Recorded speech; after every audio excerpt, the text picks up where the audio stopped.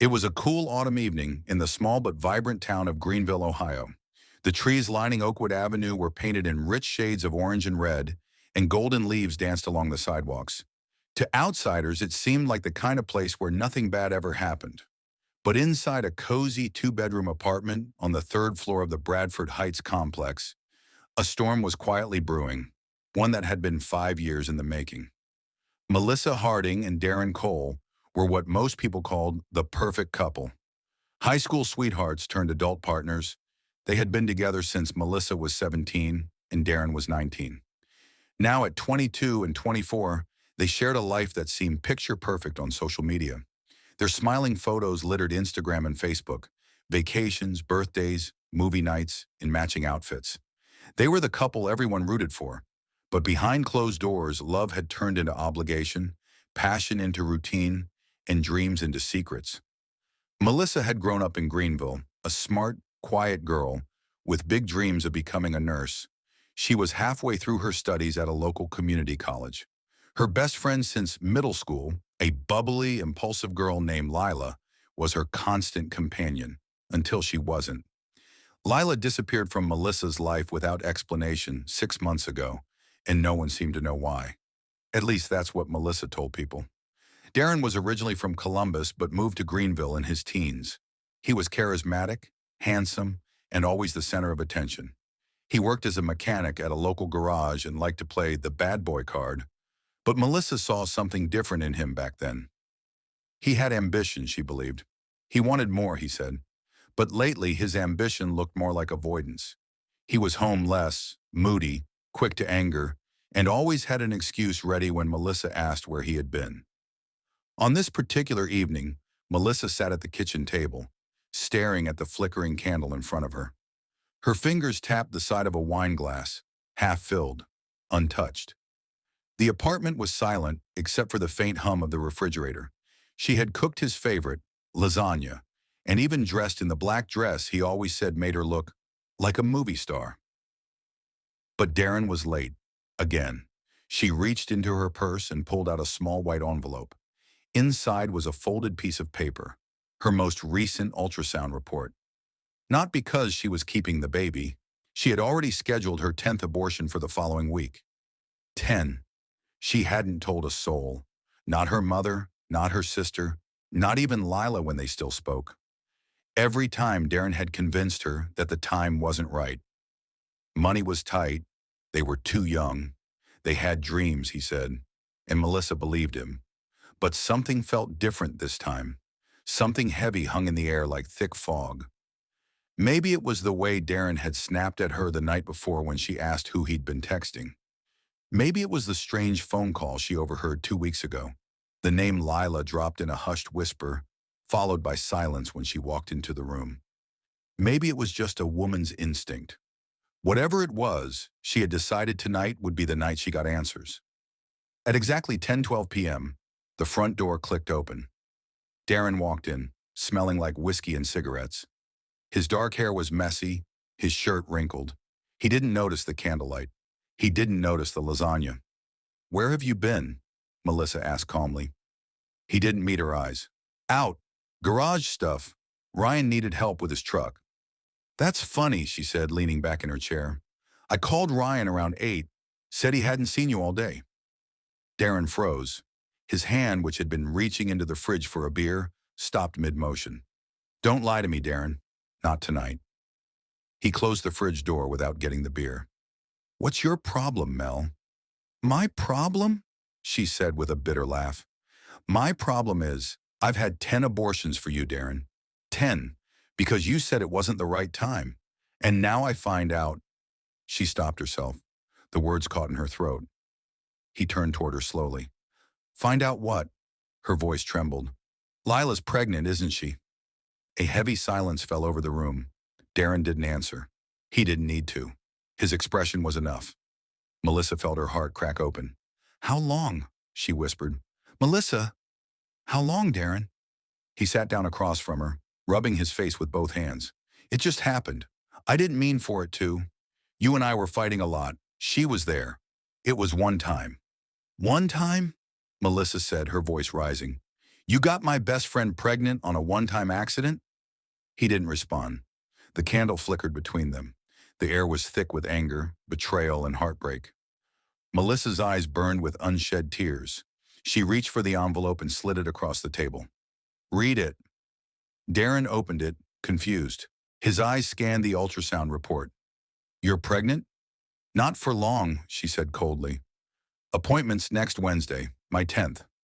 Congratulations, by the way. Guess I'm just the practice dummy. He looked up at her, guilt etched across his face.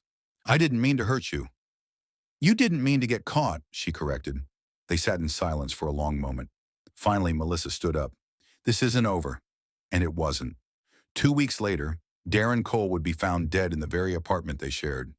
Stabbed 6 times in the chest, the knife left lodged in his ribs. Blood soaked the carpet.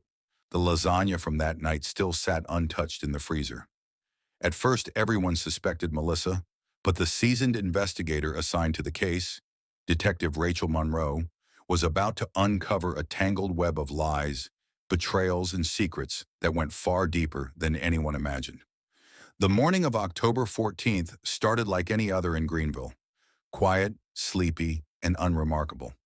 But by 9:23 a.m., flashing red and blue lights filled Oakwood Avenue as officers surrounded Bradford Heights.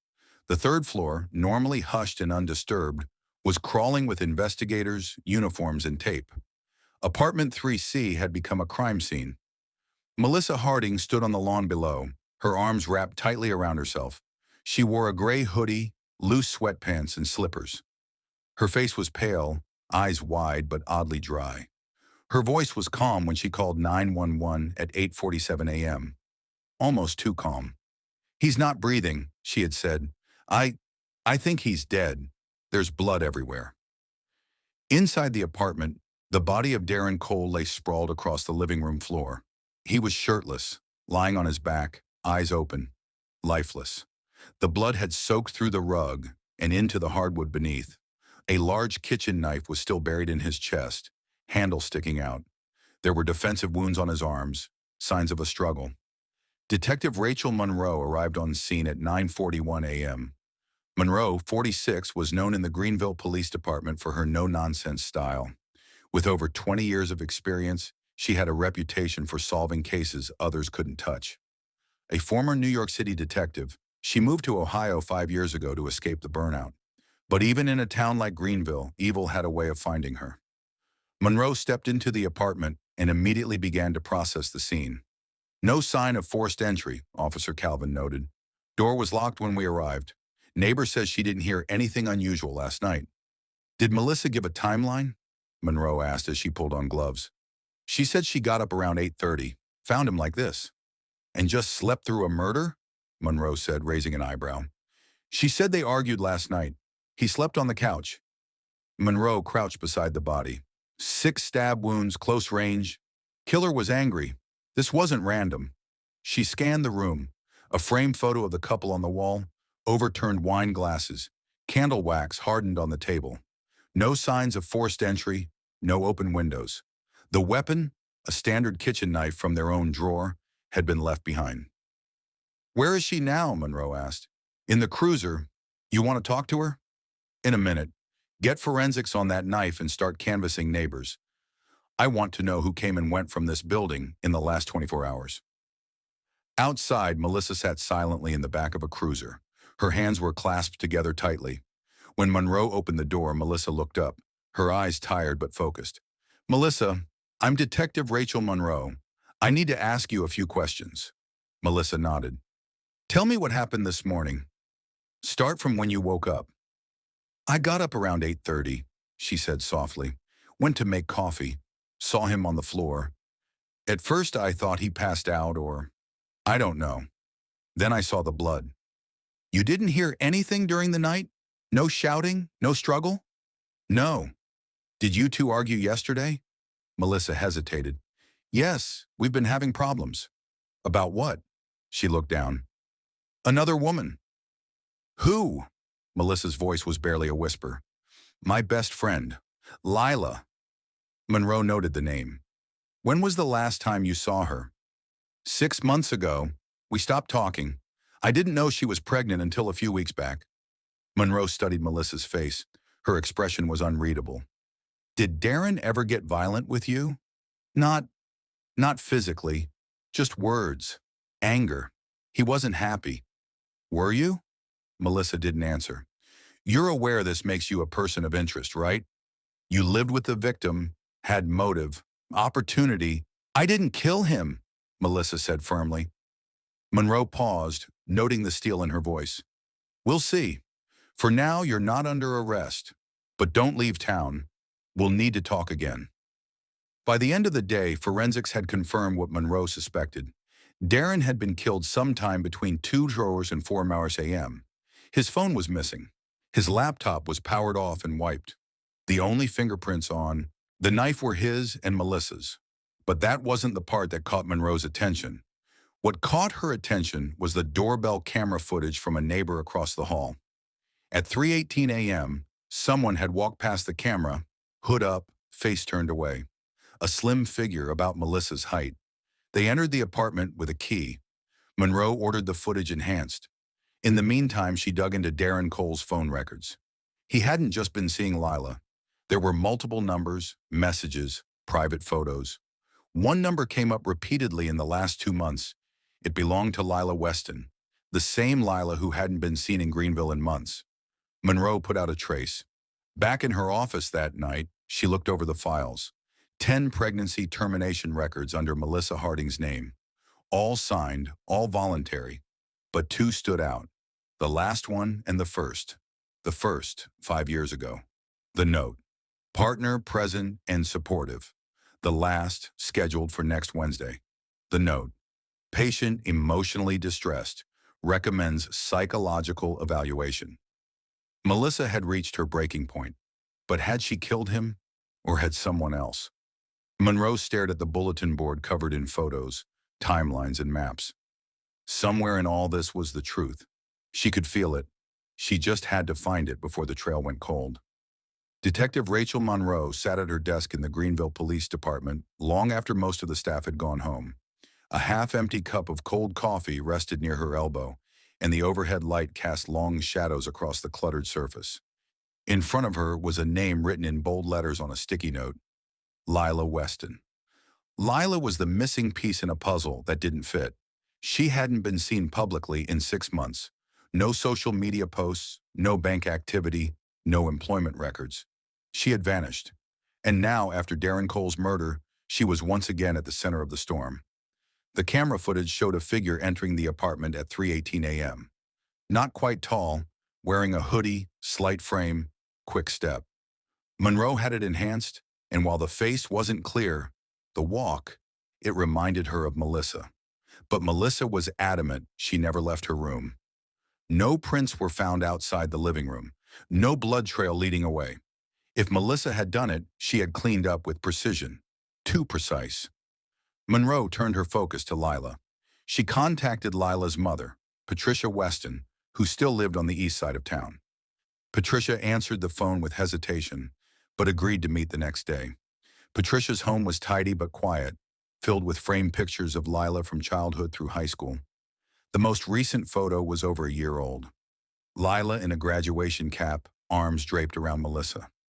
She was always a wild one, Patricia said as she poured tea. But she loved Melissa. They were like sisters. When was the last time you saw her? Monroe asked. About 5 months ago. She showed up out of nowhere, crying, said she made a mistake, that she'd ruined something good. I assumed it was about a man, but she wouldn't say more. Did she mention Darren? Patricia's lips tightened. Number. But I knew something was wrong. She left that night. Never came back. Have you heard from her since? A few texts, a blocked number. She wouldn't tell me where she was. Monroe leaned forward. Do you know if she's pregnant? Patricia blinked, startled. Number, is she? We have reason to believe she is.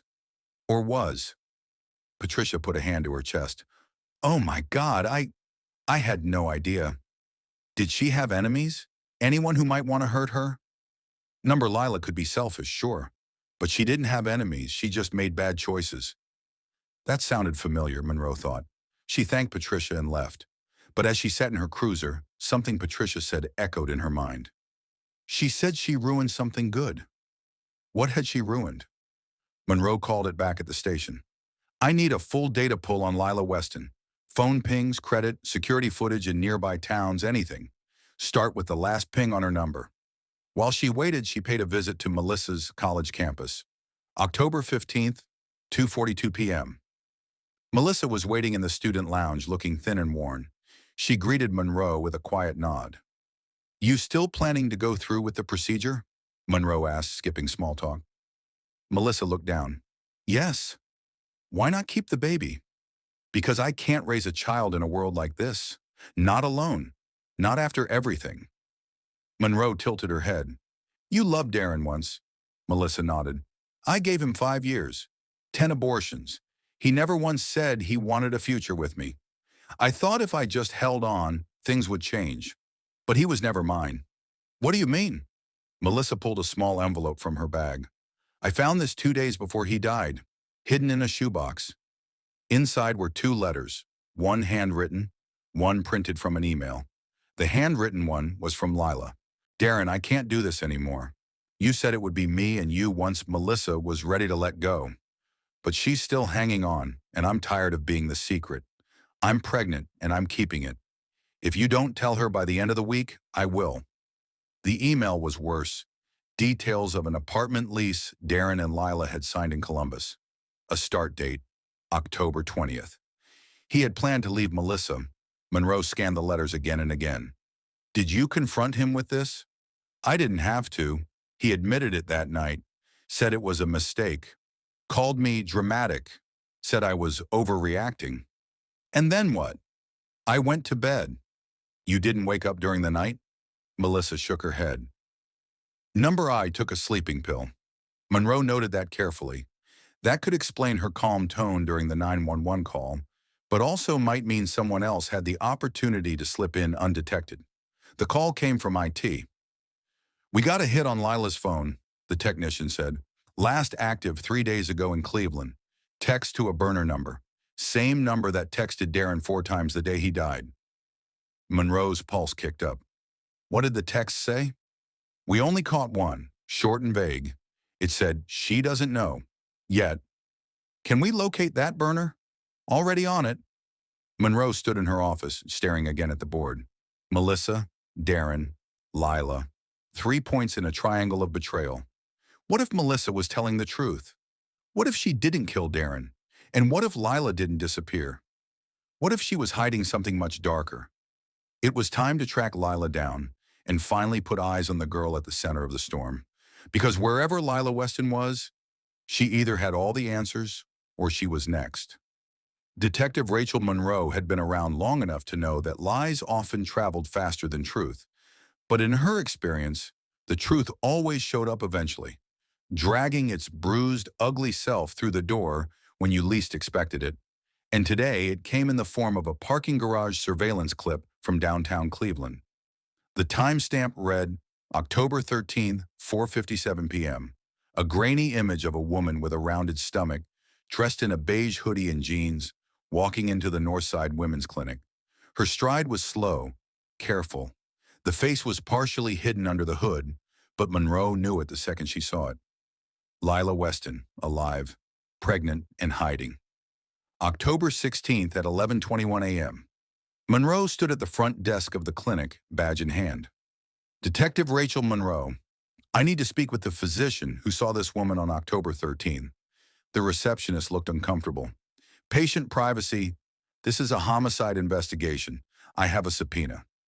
She handed over the sealed court document. 10 minutes later, Monroe sat across from Dr. Evelyn Torres, a tall woman in her mid-50s with kind eyes and a clinical calm. Yes, I saw Ms. Weston, Dr. Torres confirmed. She came in for prenatal consultation. 24 weeks along. Healthy fetus. Did she come alone? Yes, but she seemed emotionally unstable. Paranoid. She said she was scared of someone. She didn't give a name. Did she mention Darren Cole? The doctor nodded slowly. Yes. She said he was the father, but had done something unforgivable. She didn't elaborate. Monroe scribbled notes, her mind racing. Did she say where she was staying? Number, but she asked if we had safe housing for pregnant women.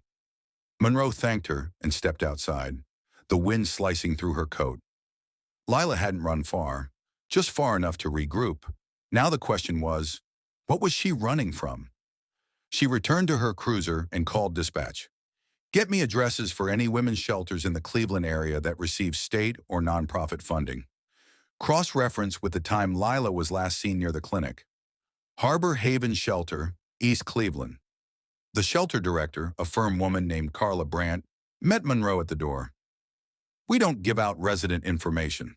I know, but I believe one of your guests may be involved in a murder investigation. Carla sighed and checked her clipboard. Lila Weston checked in 4 nights ago under the name Emma Gale. We suspected it was fake, but she had ID, claimed she needed protection from an abusive partner. Is she here now? No. She left last night in a rush, said she was meeting someone. Who? She didn't say, just packed her things and left. Monroe's phone buzzed in her pocket. A text from IT. Found the burner phone. Purchased in Greenville. Used to contact Darren and Lila. GPS hit from a gas station near Lake Forest Highway. 6:27 a.m., day of murder. Monroe knew that gas station. It was near a bus stop with no cameras, but it told her what she needed. Someone was keeping tabs on Lila, possibly following her, and now she was gone again. Back in Greenville, October 17, 9:44 a.m. Melissa sat in the interview room, her face pale under the harsh fluorescent lights. Monroe placed a photo of Lila from the clinic in front of her. She's alive, Monroe said, and she's still pregnant. Melissa stared at the image, lips parting slightly. She lied to me. Did she ever mention someone threatening her? Someone who might want Darren out of the picture? Melissa shook her head. Number. But she said Darren owed someone. She didn't go into it. Just money. Drugs, maybe. He was hanging with some shady guys toward the end. That was new. Monroe jotted it down. She also told me once, Melissa added, voice low, that if anything ever happened to her, not to trust anyone, not even me. What do you think she meant? I don't know, but she was scared of something, or someone. Monroe stood once more in the apartment where Darren Cole was killed. The place was still sealed. The bloodstains had been removed, but the energy lingered. Thick, charged, wrong. She stood near the sofa where his body had been found and imagined the killer. Someone who entered quietly. Someone who knew the layout. Someone who had a key. Melissa had a key, but so did Lila. Monroe turned and noticed something odd. A crack in the baseboard behind the TV stand. She pulled it away and found a small gap in the wall. Inside, wrapped in an old shirt, was a burner phone. Monroe bagged it, gloves on, and rushed it to forensics. The lab results came in fast. The phone had text conversations between Darren and an unknown number. The contact was saved as E. Messages included, "We're almost out. I need more time. She's going to figure it out. You said she'd stay quiet. I never agreed to this. I just wanted out." And finally, October 13th, 2:17 a.m. "If you don't fix this, I will." Attached was an audio message. Monroe played it. Darren's voice, low, angry. "Don't call me again. You don't get to play God just because you're in this deep. If anything happens to Melissa, that's on you. Lila's your mess. Clean it up." Monroe froze. This wasn't just a love triangle. This was a blackmail situation. Someone else was involved. Someone using Lila and Darren, and maybe even Melissa, as pawns. But who was E? Monroe walked to her board and began rethreading everything. Darren wasn't just cheating. He was caught up in something bigger. Lila knew. Melissa was on the edge. And someone else had just as much motive to make Darren disappear. A drug debt? A secret investor? A shared accomplice? The story was unraveling fast, and someone out there wanted it buried, along with Darren Cole. Detective Rachel Monroe stared at the name on her whiteboard. E. Just one letter, but in her gut, she knew it was the key. This wasn't just about betrayal or heartbreak anymore. It was about control, manipulation, and power. Someone was pulling strings behind the scenes, and Darren Cole had gotten tangled up in a much darker web than anyone had realized. Monroe poured herself a fresh cup of coffee, the fourth of the day, and settled into the task of tracing every digital breadcrumb from the burner phone she found hidden in the apartment wall. She had the forensics team extract every file, every contact, every ping. The GPS trail showed a pattern. This phone had traveled between Greenville, Columbus, and Cleveland over the last 3 months.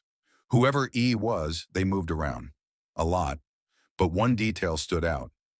Every time the phone was in Greenville, it pinged off a tower just a few blocks from a local bar called the Rusted Nail, a dive where Darren used to hang out after work. Monroe had already spoken with the bartender weeks earlier, who confirmed Darren came in often, but alone usually, quiet, withdrawn. She hadn't asked the right question then. The Rusted Nail, Greenville. The place smelled of stale beer and fried food. Monroe stepped inside and walked straight to the bar, flashing her badge. "Need a word, Sam," she said to the bartender. Sam Hayes was in his late 50s, gruff, gray-bearded, and always watching. He nodded slowly and gestured toward the back booth. "You remember Darren Cole, right?" Monroe asked. "Sure. Came in 2, 3 times a week." "Who'd he talk to? Anyone stand out?" Sam scratched his beard.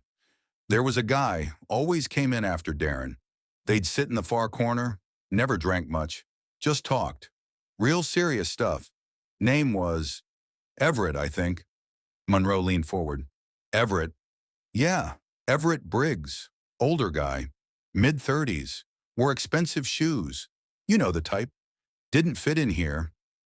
Monroe's blood ran cold. That name rang a bell. She had seen it before, in one of the property lease documents Lila had left behind. Everett Briggs was listed as the cosigner. Back at the station, Rachel Monroe dug into Everett Briggs. The search pulled up a long financial trail. Briggs wasn't just anyone. He was a mid-level investor in real estate and private finance, with minor criminal charges that had been dismissed years ago. Money laundering suspicions, dropped due to lack of evidence. He had shell companies, burner phones, and enough aliases to make a politician sweat. More importantly, he had ties to a women's health nonprofit called Safe Steps Foundation, a nonprofit that just happened to be funding the same Cleveland shelter where Lila had recently checked in. That's when it clicked. Briggs had his fingers in everything. He'd helped Lila find housing, helped Darren secure a lease, possibly funded multiple abortions for Melissa, either directly or indirectly. He was the fixer in their lives, quiet, clean, dangerous, and possibly the killer. Surveillance video, city parking garage, Cleveland. The next piece fell into place when the tech team ran facial recognition across more parking lot surveillance near the women's clinic. There he was, Everett Briggs, entering the garage just 30 minutes after Lila had. The footage showed him texting someone, then standing at the elevator for 3 minutes before abruptly leaving. He never entered the clinic, but he knew she was there, and someone sent a text from the burner phone that night. "You're making this harder than it has to be. He's not your way out." Briggs's downtown Columbus office, Monroe, arrived unannounced. She walked past the polished front desk, her badge displayed prominently. Briggs' assistant tried to stall her, but Monroe was already pushing into the office. Everett Briggs sat behind a sleek glass desk, perfectly groomed, wearing a tailored navy suit. He smiled with unsettling calm. "Detective Monroe," he said, "I was wondering when we'd meet." "Let's skip the fake charm, Briggs. You knew Darren Cole. You funded his new lease. You've been in contact with Lila Weston." He leaned back. "Is any of that illegal? You also own a burner phone connected to threatening messages and were within 5 miles of the murder scene the night Darren died." Briggs didn't flinch. "That's quite a leap." "Lila was scared of you," Monroe pressed. "Melissa said Darren mentioned owing someone, that someone was you." "I've been very generous to those kids," he said smoothly. "I gave Lila money when she needed a place. Darren asked me to help with medical bills. They were reckless, detective. I cleaned up their messes." "And what did you get in return?" Briggs smirked. "Control." Monroe stepped forward. "Did you kill Darren?" "I didn't need to, but someone did. Maybe under your instruction." He tilted his head. "Careful, detective. Unless you have evidence, this is just slander." "I'll find it," she said calmly, "because when people like you think they've won, that's when they make mistakes." She walked out, pulse steady, mind racing. Briggs had motive, means, connections. But she still didn't have the how. And then she remembered one last detail. The missing phone, not Darren's burner. His main phone, still unaccounted for.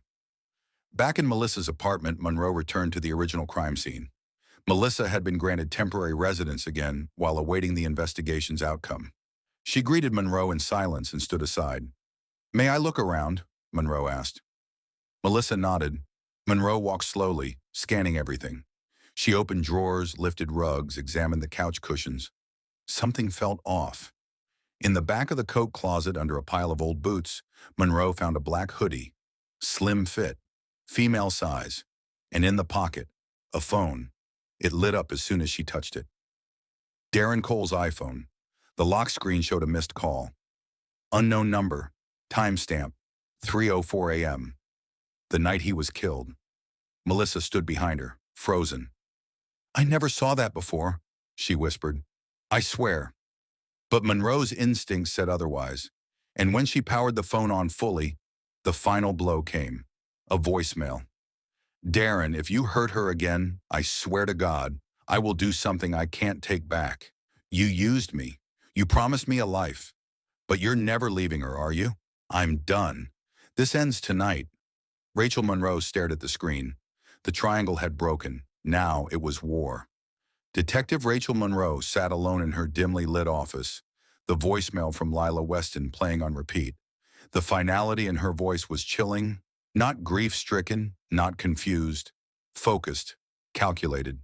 "This ends tonight." Monroe played the clip one last time before locking the phone in an evidence bag. With Darren Cole's iPhone recovered, the timeline was closing in. But one question remained.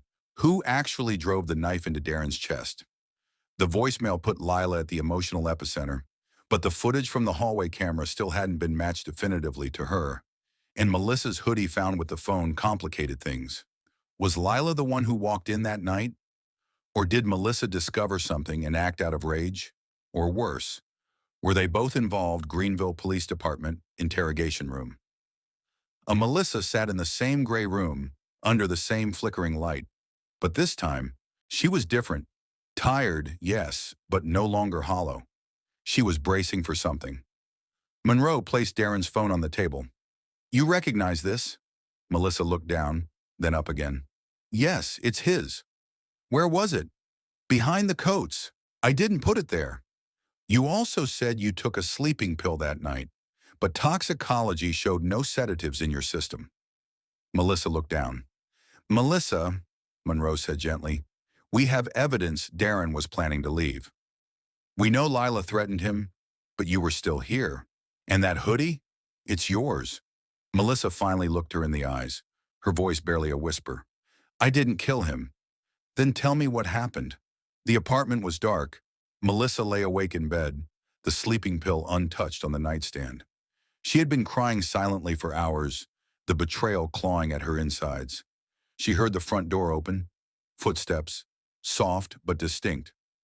Melissa sat up and crept toward the door, cracking it open just an inch. In the living room under the pale glow of the TV screen stood Lila. Her hoodie was up, her eyes were puffy, in her hand was something shiny, a key. Darren stirred on the couch. "What the hell are you doing here?" he asked, groggy.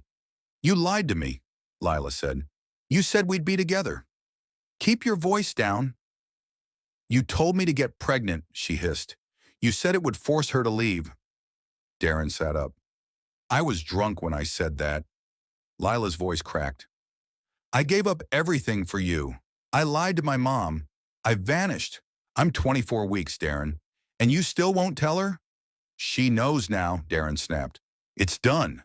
Lila took a step forward. "She deserves better than you." "So do you," Darren said, standing. "But you didn't care about her when you let me crawl into your bed." A moment of silence. Then came the scream, raw, pained, and animalistic. Melissa, frozen at the bedroom door, watched in horror as Lila lunged. The knife flashed, then disappeared into Darren's chest. Once, twice, 6 times. Blood soaked his shirt. He gasped, reached out, then collapsed. Melissa didn't move. She didn't scream. She just watched, paralyzed. Lila stood over the body, shaking, the knife clattering to the floor. I didn't mean, she started, but then she heard a sound. Melissa's phone vibrating. Lila turned her head and saw the crack in the door. Their eyes met. Neither said a word. Lila bolted. Back in the present, interrogation room. A Monroe sat still, her voice low. Why didn't you come forward? I was in shock, Melissa whispered. I thought maybe I wanted him dead too. And if I told the truth, I'd be part of it. You watched her kill him? Yes. Then what? She left. I cleaned the blood off my hands, hid the phone. I didn't know what to do. I loved him. I hated him. I loved her. I hated her. I wanted it all to stop. Tears streamed down her face, but her voice was steady now. She killed him, she said, but we both buried the truth. October 22nd, 10:45 a.m. Harbor Haven Shelter, East Cleveland. Monroe returned to the shelter, this time with a warrant.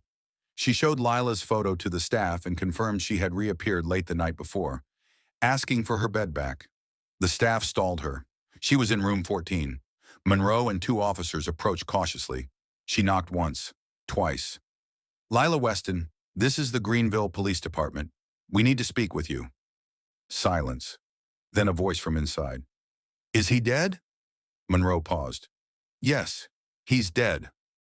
The door opened slowly. Lila stood in the doorway, pale, trembling, belly prominent. Her eyes were sunken, haunted. I didn't mean to, she said before Monroe could speak. He said I was nothing. He said Melissa would never believe me. Monroe nodded slowly. Then tell me everything. October 23rd, Police Confession Room. Lila sat with her lawyer present, detailing every moment. The threats, the manipulation, the promises, the final betrayal. She confessed to stabbing Darren Cole in a fit of rage. Melissa's statement corroborated the timeline. Monroe listened silently, her pen still. When it was done, she had two written confessions, one from a killer, one from a witness who had stayed silent too long. Later that night, Monroe's home office. The case file lay open on her desk. Darren Cole, deceased. Lila Weston, charged with voluntary manslaughter. Melissa Harding, granted immunity in exchange for testimony. Everett Briggs, under federal investigation for coercion and financial exploitation. A deeper web was now being unraveled. Rachel Monroe poured herself a drink and sat down slowly. Justice had been served, but no one had truly won, because in love and betrayal, there are no clean endings, only scars. The courtroom was silent, heavy with the weight of truth. Journalists lined the pews in the back, pens poised, lenses aimed. The murder of Darren Cole had become a local obsession. 5 years of love, betrayal, 10 abortions, 1 affair, and a single act of bloodshed that shattered 3 lives. At the defense table, Lila Weston sat with her hands folded on her swollen belly, now nearing 7 months. Her lawyer, Gloria Reed, an aggressive public defender from Cleveland, looked battle-ready. Across the aisle, Assistant District Attorney Byron Lowell adjusted his glasses and flipped through a yellow legal pad filled with bullet points and cross-examination traps. Detective Rachel Monroe sat behind the prosecution team, stone-faced, watching the final act unfold. State of Ohio versus Lila Weston. Charge voluntary manslaughter in the death of Darren Cole. Secondary consideration, mental and emotional distress. Defense Day 1, opening statements. ADA Lowell stepped up to the podium. Ladies and gentlemen of the jury, you will hear a story of heartbreak. Yes, but also of premeditation. On October 14th, 2025, at approximately 3:15 a.m., Lila Weston entered the apartment of Darren Cole using a key.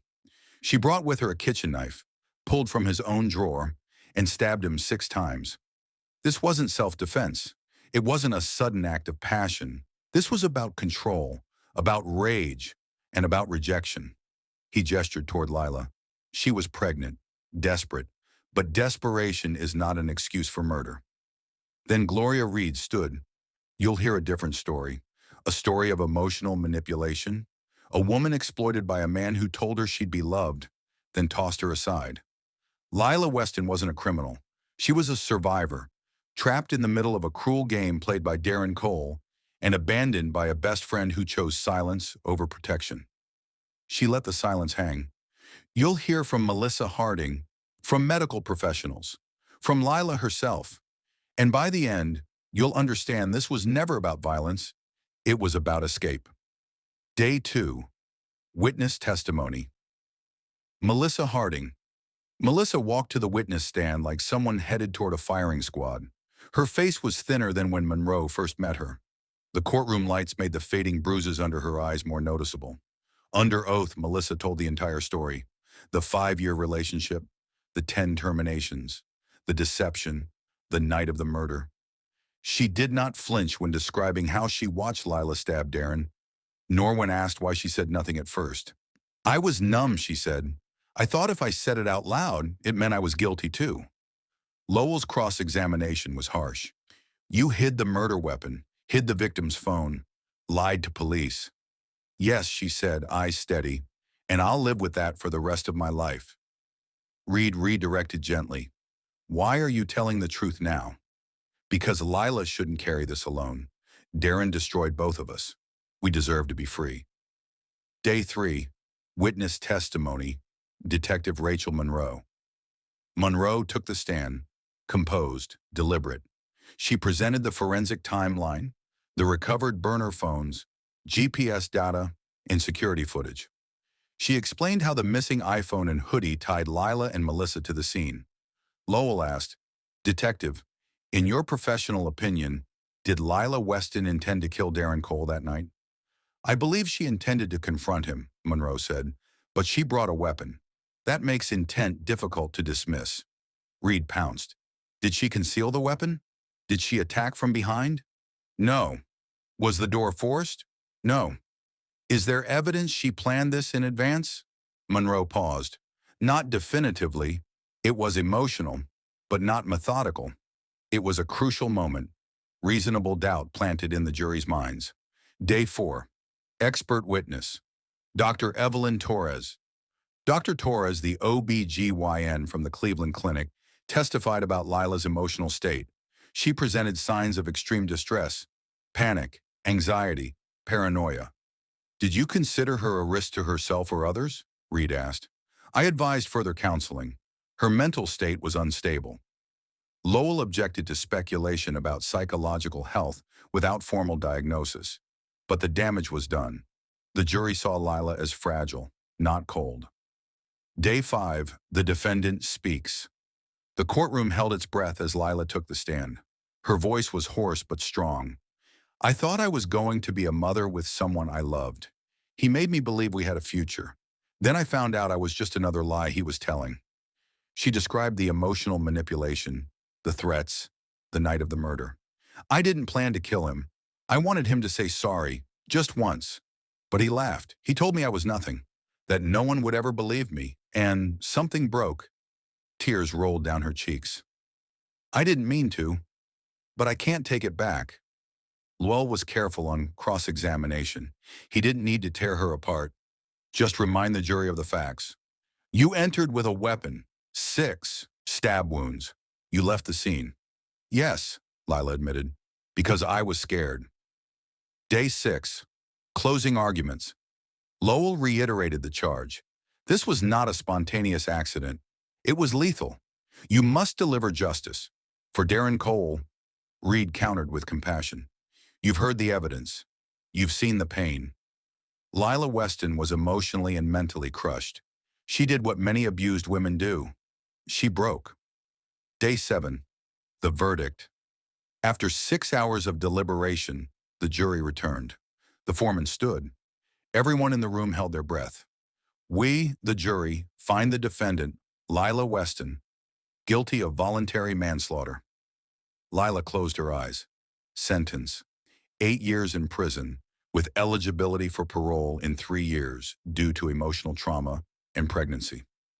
Epilogue. Melissa Harding moved to Seattle 6 months later. She enrolled in a counseling program. Her goal, to help women like herself. Lila gave birth to a daughter while incarcerated. Her mother, Patricia, was granted temporary custody. Lila sends letters every week describing dreams of a quiet life, of healing. Everett Briggs was indicted on federal charges unrelated to the murder: money laundering, fraud, coercion. Monroe testified in that case too. He now faces up to 20 years in federal prison. Detective Rachel Monroe filed the final case report, her notes organized in a thick binder that now sat in her locked cabinet. Another case closed, another scar on her conscience. But in Greenville, people still whisper the story. They dated for 5 years. She had 10 abortions for him. He got her best friend pregnant. It ended in murder. And justice didn't come clean, it came complicated.